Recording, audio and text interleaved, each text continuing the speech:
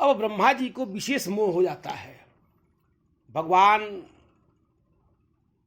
मन में विचार करते हैं कि ब्रह्मा ने मेरे साथ बड़ा अनर्थ किया है, ब्रह्मा को मेरा सहयोग करना चाहिए। हम देवताओं के सहयोग हेतु ये इस मृत लोक में पुनः ग्वाल बालों के घर जो है जन्म लिया हूँ, और ब्रह्मा जी जो है मेरे ही साथ जो है बार बार इस तरह की परीक्षा लेने के लिए आते हैं।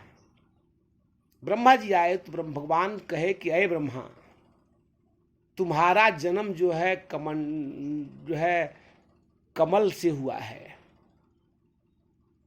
और तुम्हारी बुद्धि जो है, जो कमल का दल जो है, कमल जो है कचरे से निकलता है, और कचरे से निकलने के वजह से तुम्हारी बुद्धि जो है कमल के दंड के समान हो गया है।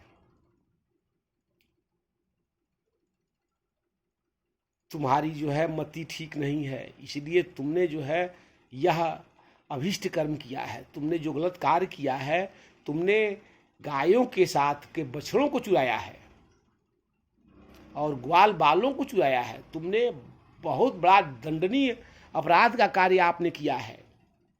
ब्रह्मा जी बार बार निवेदन करते हैं, कहते हैं हे प्रभु, मैं जब समस्त धरती जल में डूब गया था, उस समय आपके नाभि से जो है कमल निकला, और हे पितामह, मैं आपके उस कमल के से मेरा जन्म हुआ है, मैं आपका पुत्र हूँ। तो सो हे नाथ, हे दीनानाथ, आप मेरी रक्षा करें और मेरी मति में जो गलतियां मुझसे हुई हैं उसको आप माफ करें। और हे पितामह, पुत्र अगर गलती करता है तो पिता उसे बार बार माफ करता है। यह मेरी अज्ञानता है, मैं अज्ञानी हूँ, और मैं अज्ञानी हूँ इसलिए, और फिर भी मैं आपका पुत्र हूँ। मैं जैसा हूँ तैसा हूँ, अच्छा हूँ बुरा हूँ, परंतु हे पितामह, मैं तो आपका पुत्र हूँ। माता पिता के सामने बेटा चाहे वह कितना ही बड़ा गलती करता है, लेकिन माता तो उसे माफ करती है। तो सो हे दीनानाथ, आप मेरे माता भी हैं और मेरे पिता भी हैं, सो मेरी रक्षा करें और इस पाप से मुझे जो है मुक्ति दिला दें। जो मैंने गलती किया है हे प्रभु क्षमा करें, इसलिए कि मैं अज्ञानी हूँ।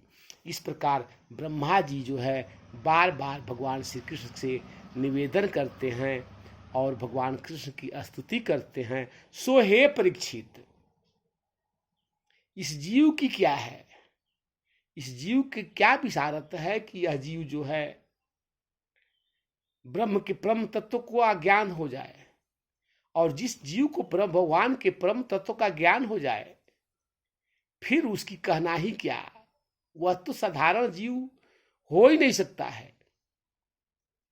और जो भी ज्ञान अच्छाई या बुराई जो कुछ करने वाले हैं, सिर्फ हमारे जो है अखिल ब्रह्मांड नायक श्री कृष्ण चंद्र जी ही हैं।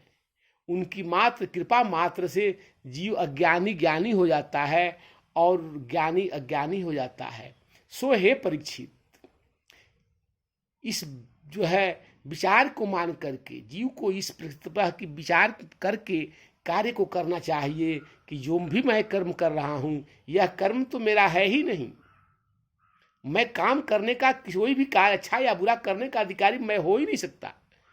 जो भी यह कार्य हो रहा है प्रभु की कृपा मात्र से हो रहा है। सो हे परीक्षित, निश्चित ही जो है तुम भगवान के कृपा मान के सारे कर्म को किया जाए, और भगवान की जो चाहेंगे वही होगा। उनकी तो लीला अपरंपार है।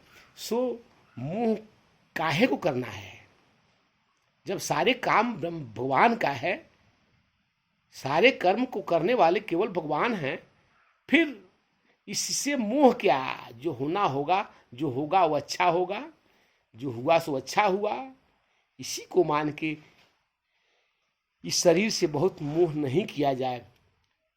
जय श्री कृष्ण।